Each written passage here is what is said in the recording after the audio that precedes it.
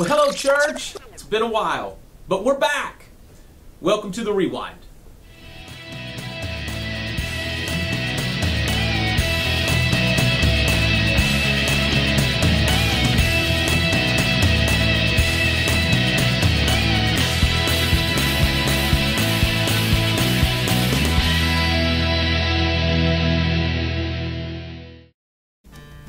Why did you choose Life According to Jim as the fall worship series? I've actually had more people ask me why I named it Life According to Jim than actually why we're studying the book of James, but here's why. James is writing to a group of people who are scattered, who have some problems going on in life, and are really struggling to figure out how faith is going to work all of this out.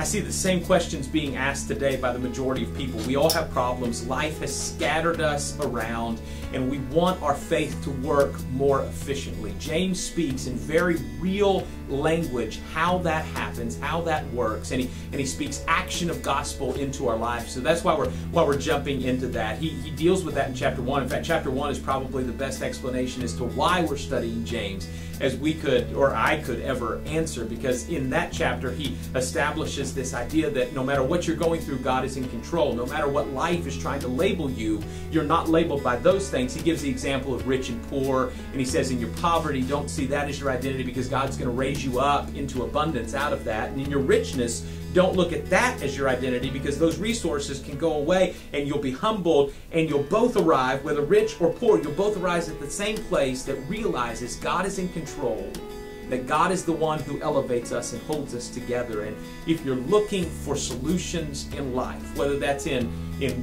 faith or work or marriage or parenting or in relationships, the solution is the wisdom of God. You ask God to breathe His wisdom into your life, and that leads you to find solutions to the problems that we face. It's a very real conversation that existed then that is still existing now. That's why we're studying James this fall. Why do you think James highlights anger in the second section of chapter 1? That's a good question. Adversity oftentimes causes anger. Frustration oftentimes causes anger. When your faith doesn't seem to be working out the way in which you think it should, oftentimes the result is anger. And when that anger takes over in our lives, and we're not talking about the holy anger that we see in the Gospels with Jesus or that Paul talks about, we're talking about an anger that leads us to actions that aren't reflective of the gospel. When that anger takes over, we have a tendency to turn on each other, to turn on family, to turn on friends, to turn on our community. And James says, when that happens, and of course he's writing to a group of people whom are going through all of those things, frustrations and wondering how faith works and adversity and problems, and he says when that anger takes over, you will not accomplish the good that you hope to accomplish for God. And so he really gives us a reality check in the middle part of chapter 1 on our impulse for anger. If you had to pick a major theme verse in chapter 1, what would it be?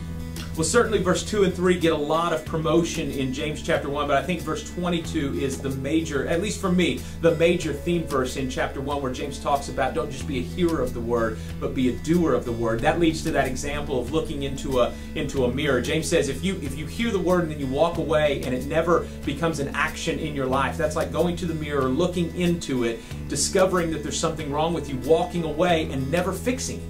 And what James is trying to do in that example is you've got to look into the Word of God. You've got to look into that mirror. You've got to begin the process of self-examination that leads you to begin to discover who it is and what it is that God has called you, designed you, created you, and desires for you to be. Give me one sentence or phrase that sums up chapter 1. One sentence, one phrase. God is always in control. Always.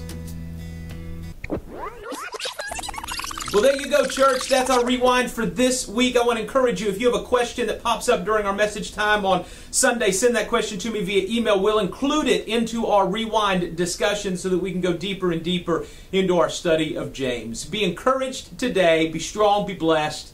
And we'll see you again soon.